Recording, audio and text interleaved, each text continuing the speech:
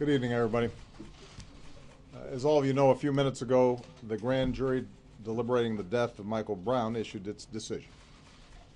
It's now come that either way was going to be subject of intense disagreement, not only in Ferguson, but across America. So I just want to say a few words suggesting how we might move forward.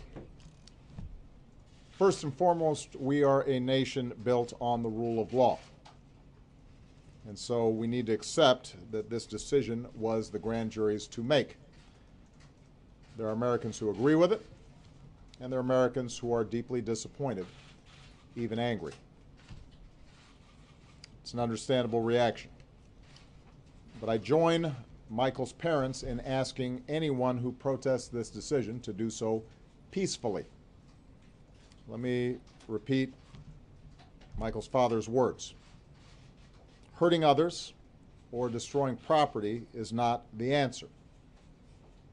No matter what the grand jury decides, I do not want my son's death to be in vain. I want it to lead to incredible change, positive change, change that makes the St. Louis region better for everyone. Now, Michael Brown's parents have lost more than anyone. We should be honoring their wishes. I also appeal to the law enforcement officials in Ferguson and the region to show care and restraint in managing peaceful protests that may occur. Understand, our police officers put their lives on the line for us every single day. They've got a tough job to do to maintain public safety and hold accountable those who break the law. As they do their jobs in the coming days, they need to work with the community, not against the community, to distinguish the handful of people who may use the grand jury's decision as an excuse for violence, distinguish them from the vast majority who just want their voices heard around legitimate issues in terms of how communities and law enforcement interact. Finally, we need to recognize that the situation in Ferguson speaks to broader challenges that we still face as a nation. The fact is, in too many parts of this country, a deep distrust exists between law enforcement and communities of color. Some of this is the result of the legacy of racial discrimination in this country. And this is tragic because nobody needs good policing more than poor communities with higher crime rates. The good news is we know there are things we can do to help.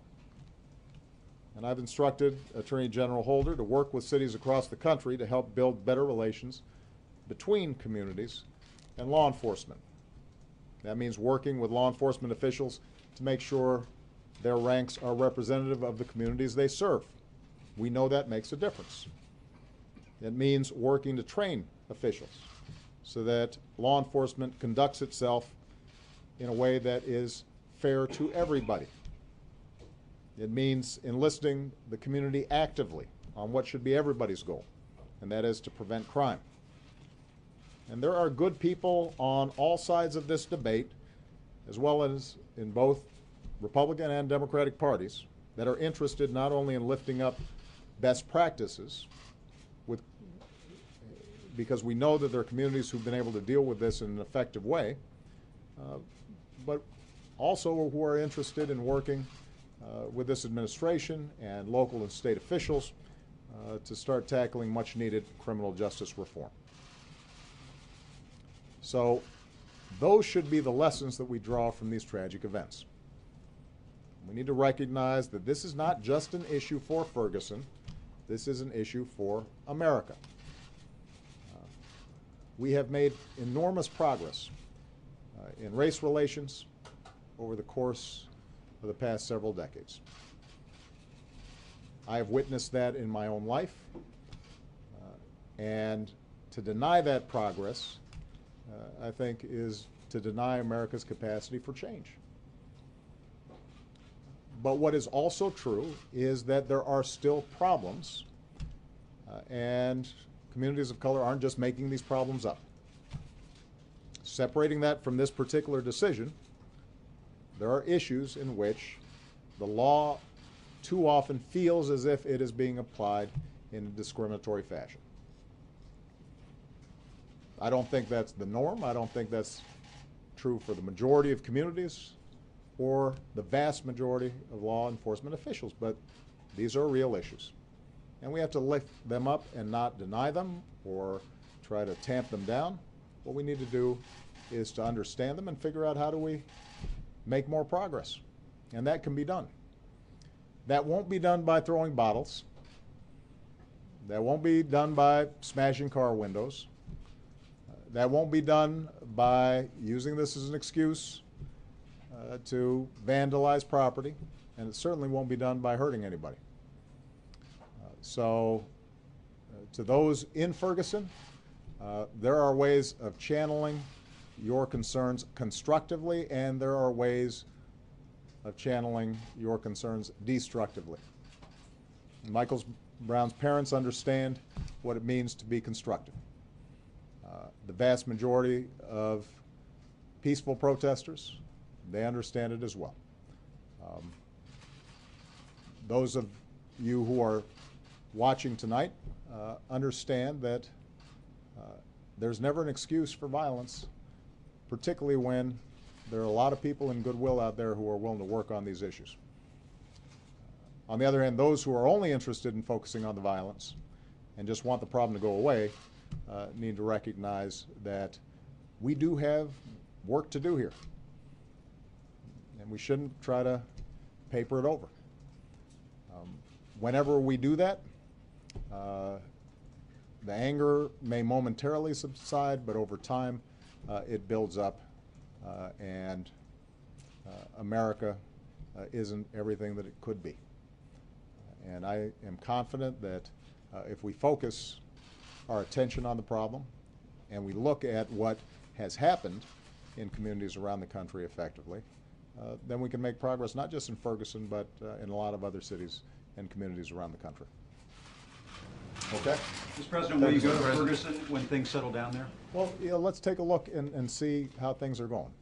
Eric Holder's been there. We've had a whole team from the Justice Department there, and I think that they have done some very good work. As I said, the vast majority of the community has been working very hard to try to make sure that this becomes an opportunity for us to seize the moment and turn this into a positive situation. But I think that we have to make sure that we focus at least as much attention on all those positive activities that are taking place as we do on a handful of folks who end up using this as an excuse to misbehave or to break the law or to engage in violence. I think that it's going to be very important, and I think the media is going to have a responsibility as well to make sure that we focus on Michael Brown's parents and the clergy and the community leaders and the civil rights leaders and the activists and law enforcement officials who have been working very hard to try to find better solutions, long-term solutions to this issue. There is inevitably going to be some negative reaction, and it'll make for good TV. But what we want to do is to make sure that we're also focusing on those who can offer the kind of real progress that we know is possible. That the vast majority of people in Ferguson, the St. Louis region, in Missouri, and around the country are looking for. And I want to be partners with those folks, and we need to lift up that kind of constructive dialogue that's taking place. All right? Thank you very much.